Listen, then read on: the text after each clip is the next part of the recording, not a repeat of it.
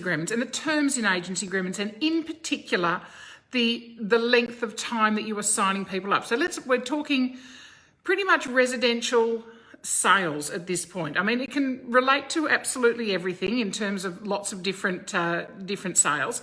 But let's just look at the term, and we go into the property and stock agents regulations when we start looking at this. Let's start with Schedule 7, and Clause 6 in there talks about an agreement must contain a term indicating the period for which the agreement remains in force, or indicating at least that the agreement remains in force until it is terminated.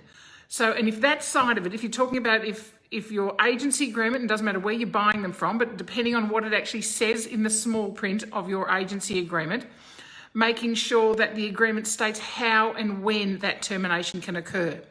Now, what everybody's asking, or what we're getting asked at the moment, comes out of Schedule 8, and it's Clause 4 in there, again out of the property and stock agents regulations. If the fixed term exceeds 90 days, the agreement must include a term that entitles the person to terminate, so the vendor or the principal, the property owner, to terminate that agreement without penalty by giving 30 days notice in writing for the agent at any time. Obviously after the end of that first 90 days of the term. Now, that doesn't apply if you're selling, even residential, if you're selling off the plan. So if construction's involved in this, obviously that termination of that after 90 days does not apply.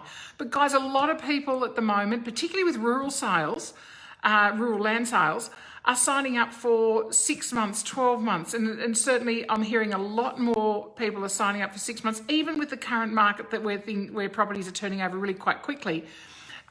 Agencies are signing up for extended periods of time. So don't forget that process in there, particularly if you're going to be the second agent on listing, about that previous agency agreement. The vendor will need to terminate that in writing to the previous agent. And the same for the previous agent. This is, and making sure that you're keeping really good records, on my soapbox about you guys keeping records again.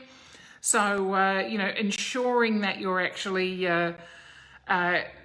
so you're entitled to your commission when it gets down to that pointy end of who actually was the effective cause of sale. So guys, but just remembering, look at that term of the agency agreement in terms of the length of the term. So it comes back to you rely upon how good your agency agreement is, how well you as an agent have filled that in, and how you execute the different parts of that agency agreement. So it's easy when you get it right. So that's the good part of it, I guess.